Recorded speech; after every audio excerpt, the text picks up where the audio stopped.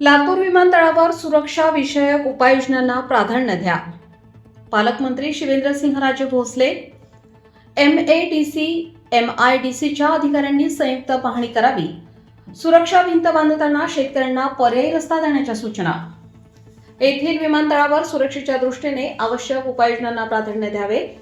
यासाठी आवश्यक तांत्रिक बाबींच्या पूर्ततेसाठी महाराष्ट्र विमानतळ विकास महामंडळ आणि महाराष्ट्र औद्योगिक विकास महामंडळाच्या अधिकाऱ्यांसह सर्व संबंधित अधिकाऱ्यांनी विमानतळाला संयुक्त भेट देऊन पाहणी करावी.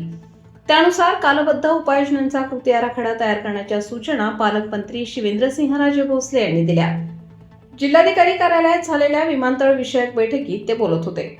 आमदार संजय बनसोडे, आमदार अभिमन्यू पवार, जिल्हाधिकारी वर्षा ठाकूर घुगे, जिल्हा परिषदेचे मुख्य कार्यकारी अधिकारी राहुल कुमार मीना, पोलीस अधीक्षक अमोल तांबे, लातूर शहर महानगरपालिका आयुक्त श्रीमती मानसी, उपजिल्हाधिकारी संगीता टकले, उपविभागीय अधिकारी रोहिणी नर्हे विरोळे, लातूर विमानतळाचे व्यवस्थापक राजेश जीवन यांच्यासह महाराष्ट्र औद्योगिक विकास महामंडळाचे अधिकारी यावेळी उपस्थित होते.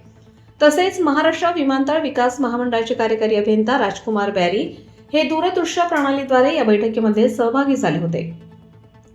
विमानतळाच्या सुरक्षा भिंतीच्या बांधकामाला लवकरात लवकर सुरुवात करावी. येथील पांदन रस्त्याऐवजी शेतकऱ्यांना पर्यायी रस्ता उपलब्ध करून द्यावा.